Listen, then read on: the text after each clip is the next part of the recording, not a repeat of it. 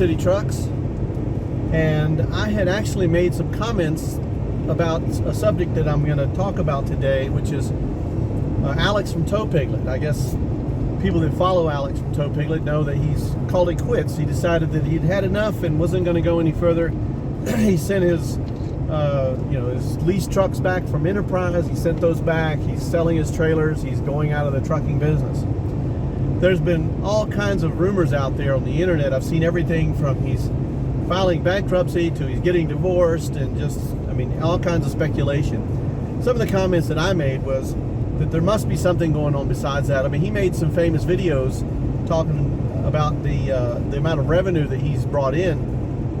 In a single year, he was talking about he made over $1 million in revenue for a year.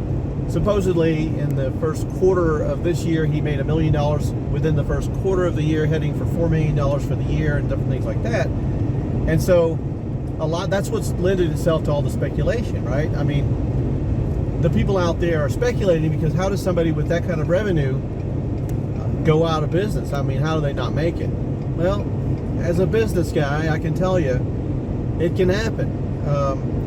There's a lot of industries out there where there's a lot of cash flow, but the earnings can be slim. Now, if you're driving your own hotshot truck and you've got your own authority, you can do pretty well. Even when the gas prices get high, you're not going to go out of business with high gas prices because you don't make as much, but you're still going to make something. But if you are running other trucks out there and you have other people running on your MC and you have their insurance costs and stuff that are coming out of yours, and you have to make it off of what they're making and things, now it can get tight, right? But the speculation is there must be some underlying issue, something out there that's going on with him that's not being said. And I kind of agree with that. I have to say that there may be other things out there. Maybe there was some things that were happening in the background that nobody knows about and he only knows about and stuff like that.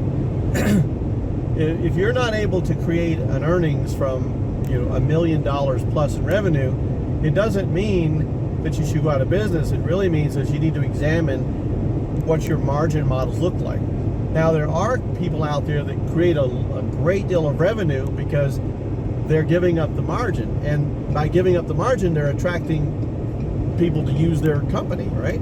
But they're not making any money. That's what I say. They have the revenues, but they don't have the earnings because they don't know how to create a margin. And possibly that's what ended his business, was the fact that he didn't know how to create margins. And in the business of hotshotting or trucking in general, margins are not as clear cut as they are if you're selling some sort of product, right? You buy a pair of sunglasses, you're going to have to sell sunglasses. You buy sunglasses for X, you're selling for that, minus all your hard costs, and your materials and things like this. Of course, you can come up with margins. In this case, you're not really selling a hard product, you're selling the service of moving something from one to the other. You do have a material cost in that you got to buy fuel, but it's pass-through cost, right? You can figure per mile because the vehicles get such and such miles per gallon. So without knowing the complete story and backstory of what his business model looked like and how he arrived at his margin schedules, it's kind of tough to figure out what happened. How do you take a $1 million a quarter revenue and go out of business with that? It does happen. Even some very large companies that have tens of millions of dollars in revenue go out of business because they're not making any margins. So until he does another video and explains in depth, which maybe, I hate to say this, but maybe he doesn't know in depth as to what went wrong. He just keeps looking at the bank account and doesn't have any money. And I would beg him to give me a call or to email me and we can have a conversation and maybe I can help him fix it. I don't just own the trucking company. I own a lot of different businesses, including a real estate company. Sometimes people wonder why I drive the truck. I drive the truck because I like driving a truck. My wife goes with me. We have a good time. But we have other things too. Anyhow, so I just think it's better if people kind of hold their speculations to themselves. Wait for Alex to kind of come across, and maybe he has some better answers for things, and he'll do that. I think he'll be missed in the industry. I think he does bring something to the table when it comes to the hotshot trucking business. He experienced a lot of things, and he shared a lot of that experience, as most people like Load Miser and Kendall, Jason Kendall, he has a good channel, and most people like that. And there's a bunch of channels out there that are the same thing. and everybody brings something to the table. So again, I just would like to make that comment that I think there may be something underlying that nobody has heard about, and maybe he's going to clarify that.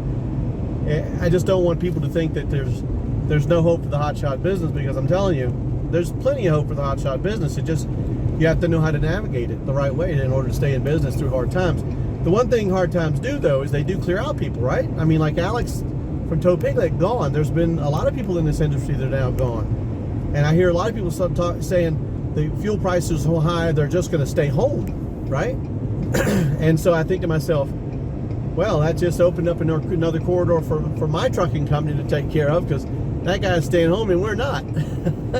So if you have a trucking company and you're staying home from your corridors, send me a comment down below and let me know so I can run those corridors for you, okay? Because there's always a way to make money. You just have to figure out what your margins are. Anyway, this is Forrest. Thank you for listening.